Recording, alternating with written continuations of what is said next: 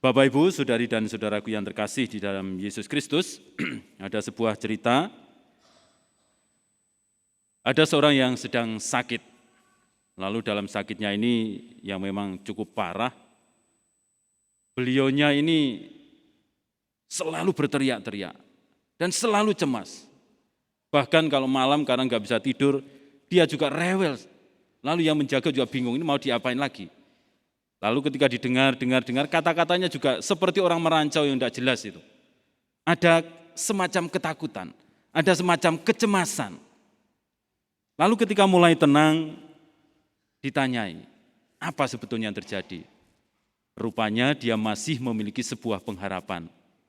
Bisa menjual rumahnya lalu bisa mendapatkan itu untuk dibelikan rumah di tempat yang lain.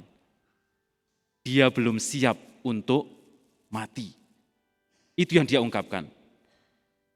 Jadi Bapak, Ibu, saudari dan saudara, dari cerita kecil ini kita bisa melihat bahwa seringkali kita ini memiliki keterikatan yang membuat kita sulit sekali untuk bisa lepas.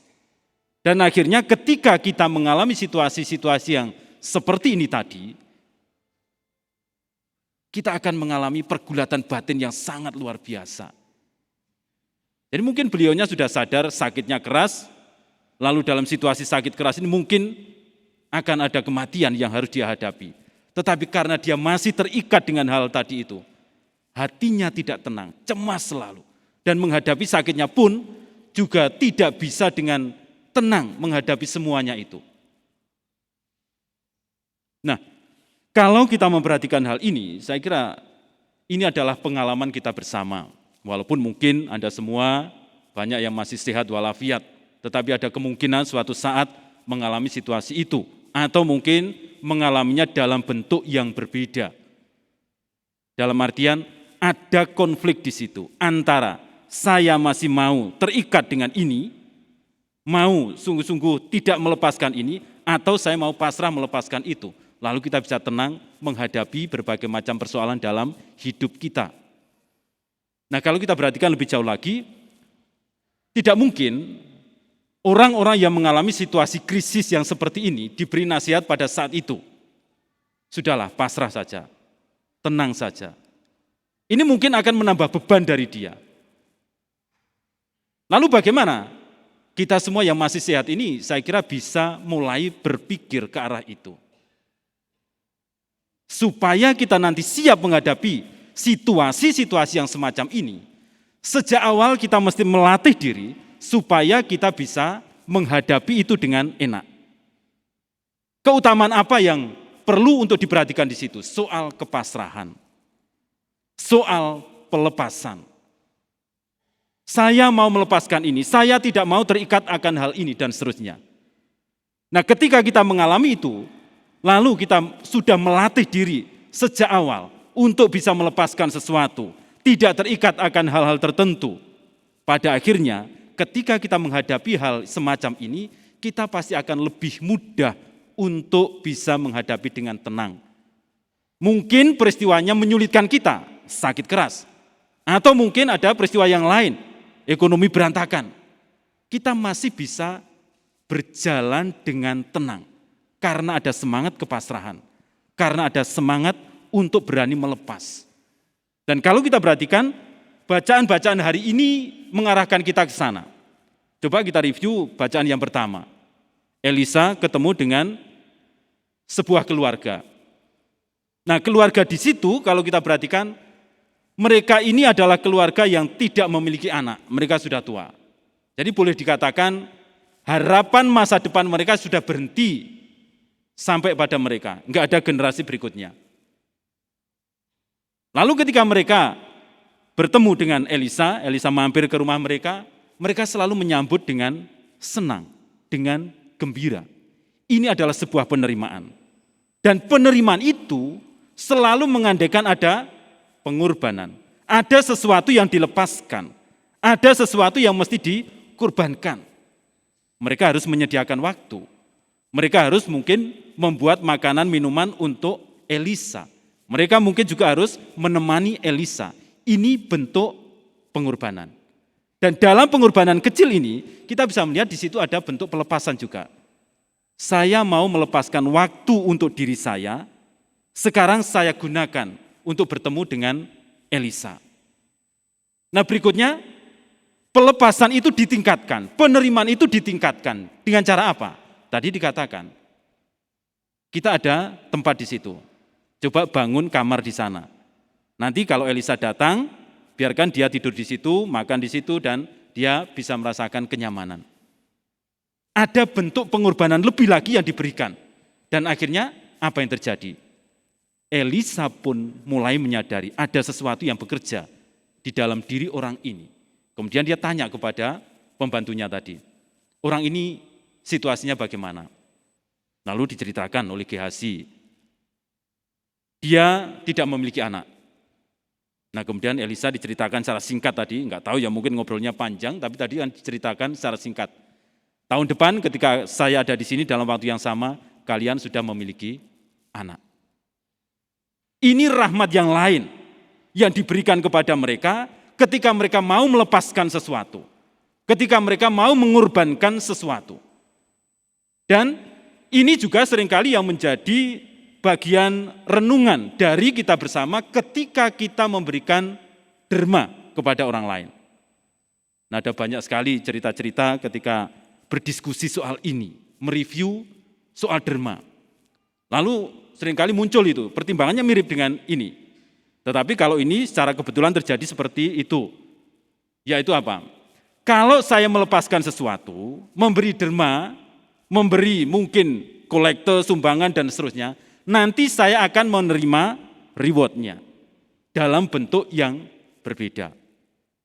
Makanya tidak heran banyak orang yang mau menyumbang karena motif ini. Bahkan beberapa waktu lalu juga ada yang bertanya, Romo dalam gereja Katolik itu ada perpuluhan enggak ya? Loh kenapa kok bertanya begitu? Saya kepingin memberikan perpuluhan. Karena teman saya itu di gereja sana itu selalu memberikan perpuluhan dan bercerita, sharing, ketika memberi perpuluhan itu, keuntungan yang didapatkan dari kerjanya itu bisa 2 kali lipat. Jadi sekarang bisa kelihatan motifnya kan? Mau memberi sesuatu untuk bisa mendapatkan sesuatu lagi. Nah ini motif ketika mau melepas, kepingin mendapatkan reward. Kalau itu terjadi, ya itu levelnya masih dalam konteks situasi keseharian untuk mengurusi kesejahteraan hidup bersama. Tapi Yesus sekarang, kalau kita perhatikan dalam Injil, tidak mau berhenti di situ. Dia mengajarkan kepada murid jauh lebih dari itu. Ini bukan soal urusan badani, bukan soal urusan duniawi. Ini sekarang adalah soal surgawi. Ini adalah soal rohani. Ini adalah soal jiwamu. Makanya dia tadi ngomong, barang siapa tidak mau memanggul salib, dia enggak layak untuk mengikuti aku. Kalau orang itu masih terikat tadi itu, terhadap bapaknya atau ibunya lebih daripada aku, dia enggak layak bagi aku. Kalau dia masih terikat pada putra-putrinya, lebih daripada aku, enggak layak bagi aku. Kan kelihatan di sini. Ketika orang masih terikat pada hal-hal yang duniawi, maka dikatakan Yesus itu tidak layak bagi dia. Bukan berarti itu enggak boleh. Tidak layaknya itu apa? Karena ujung dari apa yang mau disampaikan Yesus ini, keselamatan bagi kita. Dan keselamatan itu bukan soal keselamatan duniawi, tetapi keselamatan yang lebih dari itu, surgawi. Keselamatan jiwa kita. Nah, keselamatan jiwa kita ini bisa kita lihat jalan-jalannya melalui apa yang diajarkan Yesus ini, yaitu soal melepas. Pelepasan. Ini ternyata sesuatu yang perlu untuk kita perhatikan. Nah, kalau kita perhatikan ajaran Yesus yang lain, soal puasa, soal doa, lalu derma, dia selalu mengatakan, kerjakan semuanya itu dalam ketersembunyian, dalam kesunyian. Kenapa kok harus dikerjakan dalam kesunyian? Bukan diumbar-umbar. Nah, apalagi sekarang kan ngetren itu kan, memberi donasi sana-sini, memberikan sumbangan sana-sini sambil membawa banner panjang. Kalau Yesus tidak seperti itu, kenapa? Kan ada bahaya. Bukan berarti nggak boleh, ada bahaya.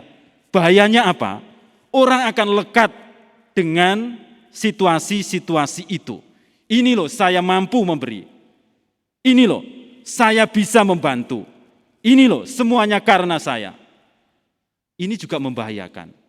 Kita bisa melepas sesuatu tetapi tidak ada keikhlasan. Ini yang diharapkan oleh Yesus untuk dikelola. Supaya kita benar-benar bisa melepaskan sesuatu ini demi motifnya Dia sendiri. Hanya karena Allah. Bukan karena saya mampu. Bukan karena ini baik untuk saya. Tetapi lebih-lebih karena Allah sendiri. Saudari dan saudaraku, ini adalah latihan-latihan yang selalu bisa kita kerjakan dalam kehidupan kita sehari-hari.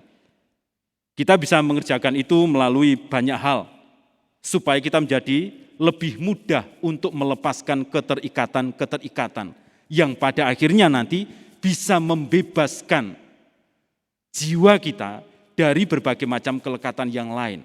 Dan bisa mempersiapkan jiwa kita ini untuk bisa lebih gampang naik menuju kepada Tuhan. Tidak lagi bingung dengan kelekatan-kelekatan seperti yang tadi saya ceritakan itu.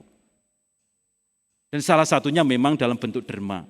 Tetapi derma ini mesti dilihat dari berbagai macam aspek. Jadi tidak hanya soal bahwa saya mampu, dia butuh, saya bisa memberi dan seterusnya. Tetapi dari sisi rohani ini.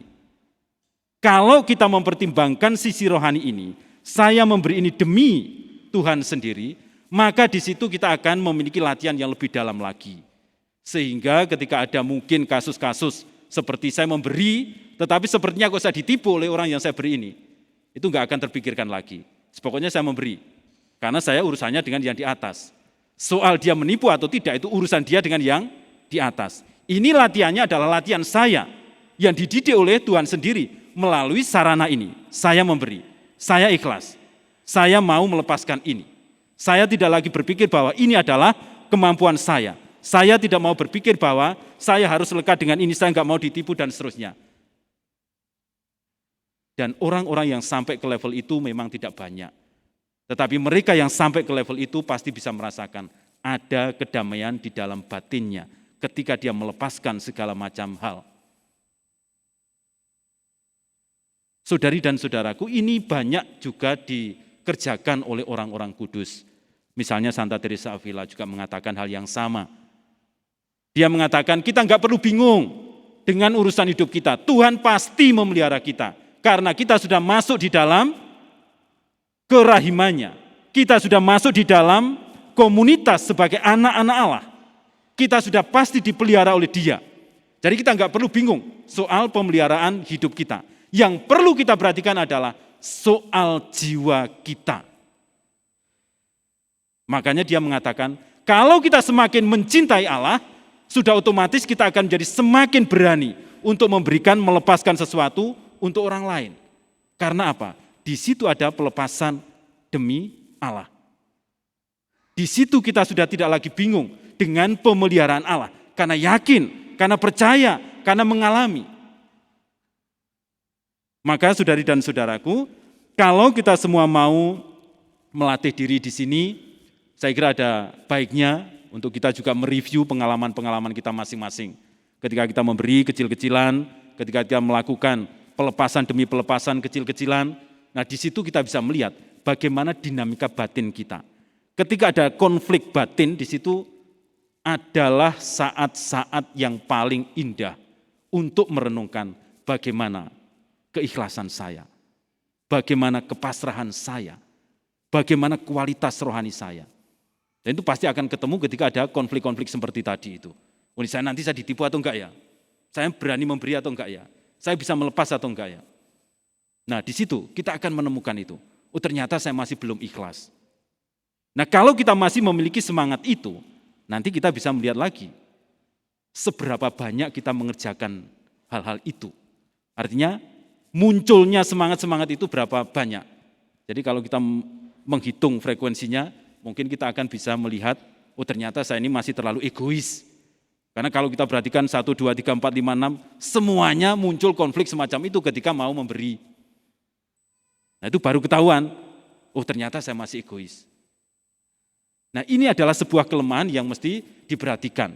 Lalu keutamaannya tentu yang mau ditonjolkan oleh Yesus adalah keutamaan cinta kasih melalui derma, melalui pelepasan tadi itu. Nah, kalau ini sudah mulai hilang, ketika saya memberi tidak ada lagi konflik, kita mulai bisa mereview lagi. Apakah saya sudah betul-betul ikhlas, pasrah, atau belum? Nah, kalau kita sudah menemukan ada kepasrahan di situ, kita bisa meningkatkan ke bentuk-bentuk yang lain. Sampai pada akhirnya kita sungguh-sungguh bisa melepaskan segala macam hal demi kepentingan Allah. Nah, melepaskan segala macam hal ini bukan berarti kita tidak membutuhkan hal-hal itu untuk hidup kita. Artinya apa? Kalau itu ada, kita bisa menggunakan itu dengan baik, bertanggung jawab. Kalau itu tidak ada, ya kita nggak usah bingung. Ini dulu saya pernah menemukan seorang bapak yang punya semangat semacam itu. Dia punya toko, lalu dia ngomong, Romo, saya ini sekarang sudah tidak seperti dulu. Kalau dulu mungkin saya bingung untuk menaikkan omset ini, tapi sekarang yang saya pikirkan adalah karyawan-karyawan saya ini. Kalau ada untung ya untuk mereka, bukan untuk saya.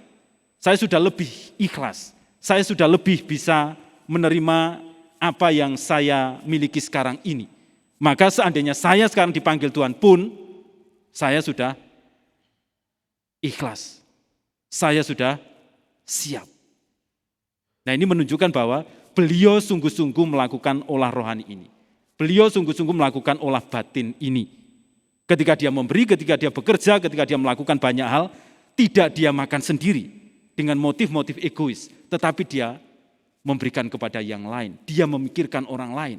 Dia melihat ada hal-hal yang lain yang perlu dia sokong. Dan dia sendiri memiliki keterarian hati kepada Allah.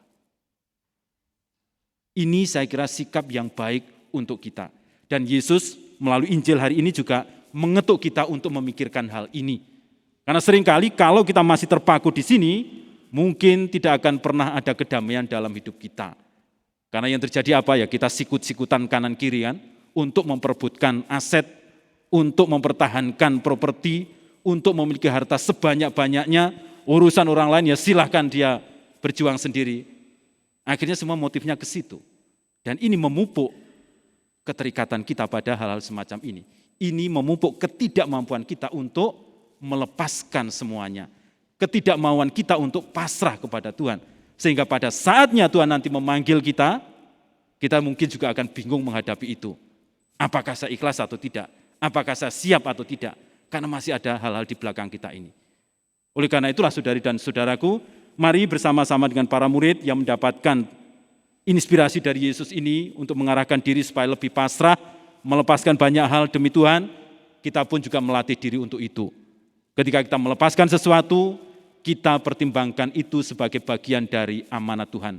Tuhan mencintai kita, maka kita memberikan itu. Bukan karena kemampuan kita, maka kita mau memberikan itu kepada yang lain. Ini adalah motif rohani yang perlu untuk kita pertimbangkan. Maka mari kita renungkan bersama. Amin.